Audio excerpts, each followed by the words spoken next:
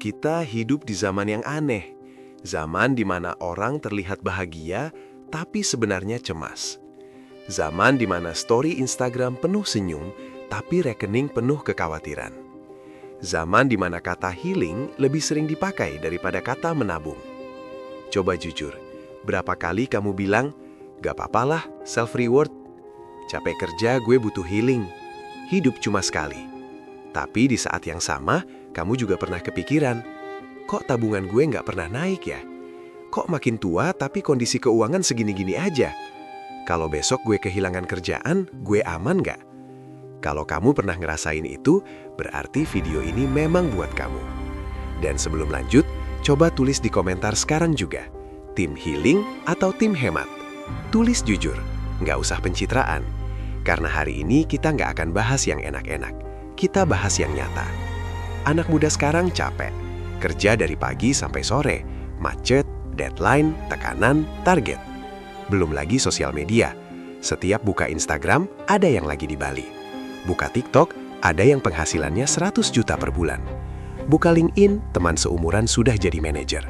Tanpa sadar, kamu merasa tertinggal. Padahal kamu juga kerja keras, tapi rasanya kok nggak cukup. Dan di titik itu, kamu mulai cari pelarian. Nongkrong, belanja online, staycation, trip dadakan, check out tengah malam. Dan semuanya terasa masuk akal, karena kamu capek, dan kamu merasa pantas bahagia. Masalahnya bukan kamu salah mau bahagia. Masalahnya adalah kamu sering beli kebahagiaan dengan uang yang belum siap kamu keluarkan.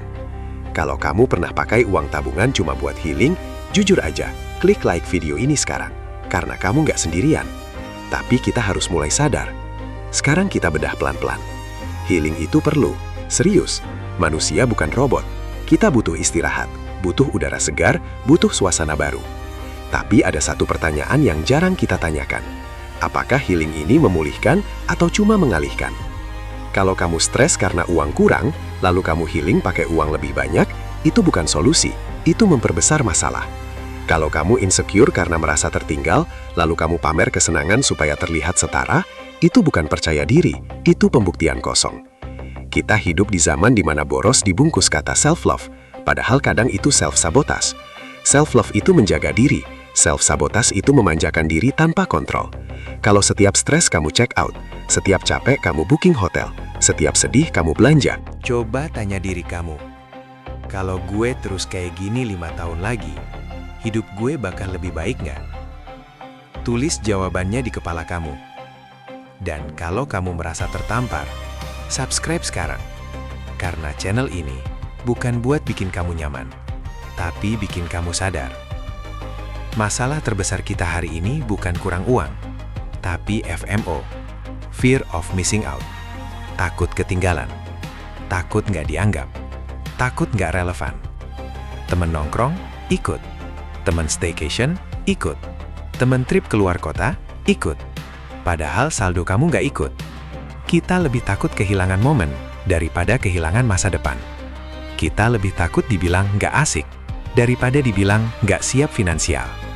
Padahal orang yang kamu takutkan penilaiannya itu nggak akan datang waktu kamu kesulitan bayar cicilan. Mereka cuma lihat story kamu. Mereka nggak tanggung jawab atas hidup kamu.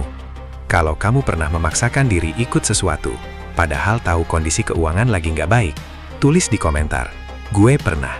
Biar kamu sadar, kamu nggak sendiri. Tapi juga biar kamu sadar, kebiasaan itu harus berhenti. Sekarang kita bahas sisi yang sering disalahpahami. Hemat bukan berarti pelit. Hemat bukan berarti nggak menikmati hidup. Hemat itu kontrol. Hemat itu sadar batas. Orang yang hidup hemat bukan berarti nggak bisa beli kopi mahal. Dia bisa. Tapi dia nggak beli setiap hari. Orang yang hidup hemat bukan berarti nggak bisa liburan. Dia bisa. Tapi dia nunggu kondisi siap. Yang berbahaya bukan penghasilan kecil. Yang berbahaya adalah gaya hidup yang lebih besar dari penghasilan. Karena gaya hidup itu candu. Dan candu itu mahal. Coba hitung cepat di kepala kamu. Berapa uang yang kamu habiskan 1 bulan terakhir untuk hal yang sebenarnya nggak urgent? Kalau jumlahnya bikin kamu kaget, itu tandanya kamu perlu evaluasi. Pause video ini kalau perlu. Pikirin sebentar, karena perubahan dimulai dari kesadaran. Ini bagian yang gak enak. Dunia gak peduli kamu capek. Harga naik terus, biaya hidup naik terus, persaingan makin ketat. Perusahaan gak peduli kamu lagi healing. Kalau kamu gak perform, Kamu bisa diganti. PHK bisa terjadi kapan saja. Sakit bisa datang tanpa izin. Dan pada saat itu, yang kamu butuhkan bukan foto estetik. Yang kamu butuhkan adalah kesiapan, dana darurat, tabungan, skill. Healing 2 hari nggak akan menyelamatkan kamu. Kalau 5 hari berikutnya kamu stres mikirin uang.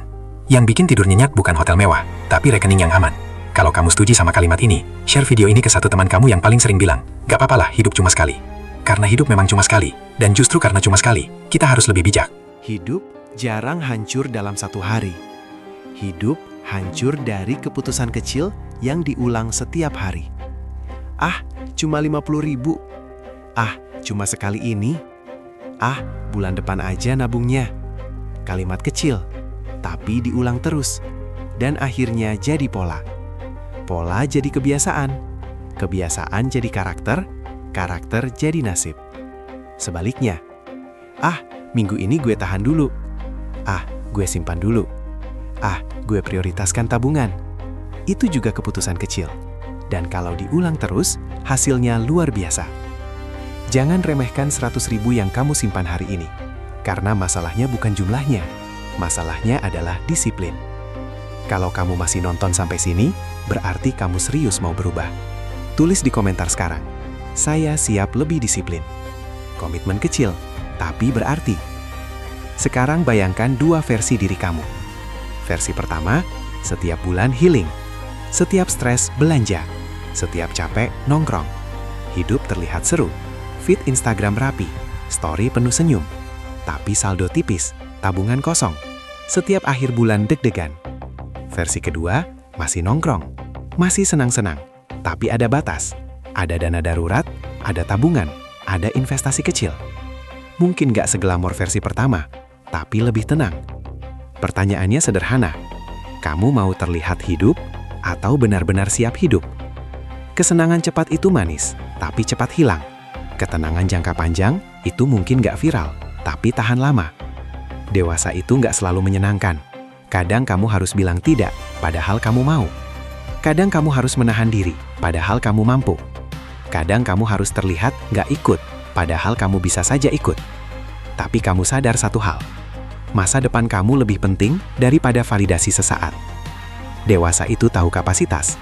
Kalau penghasilan 5 juta, gaya hidup jangan 8 juta. Kalau belum punya dana darurat, liburan mahal mungkin bukan prioritas. Kalau masih punya utang konsumtif, yang perlu dibereskan bukan rasa bosan, tapi pola hidup. Dan kalau kamu merasa ini berat, ingat satu hal. Lebih berat mana? Menahan diri sekarang atau menyesal nanti? Coba bayangkan 10 tahun dari sekarang. Kamu berdiri di titik itu, melihat ke belakang. Kamu mau bilang apa? Untung dulu gue belajar nahan diri, atau kenapa dulu gue nggak mikir panjang? Hidup hemat atau healing terus? Jawabannya bukan ekstrim. Jawabannya adalah sadar. Sadar bahwa setiap rupiah adalah keputusan. Sadar bahwa setiap keputusan adalah arah. Sadar bahwa arah menentukan tujuan. Kamu boleh bahagia hari ini, tapi jangan gadaikan ketenangan besok. Karena yang paling menyakitkan bukan capek kerja. Yang paling menyakitkan adalah sudah kerja bertahun-tahun, tapi nggak punya apa-apa. Kalau video ini bikin kamu mikir, tekan like. Kalau kamu merasa ini harus didengar lebih banyak orang, share. Dan kalau kamu mau terus diingatkan supaya nggak salah pilih, subscribe sekarang. Karena di dunia yang penuh distraksi ini, yang paling inspiratif bukan yang paling mewah, tapi yang paling sadar arah hidupnya. Sekarang jawab dengan jujur. Kamu mau kesenangan sesaat atau ketenangan jangka panjang?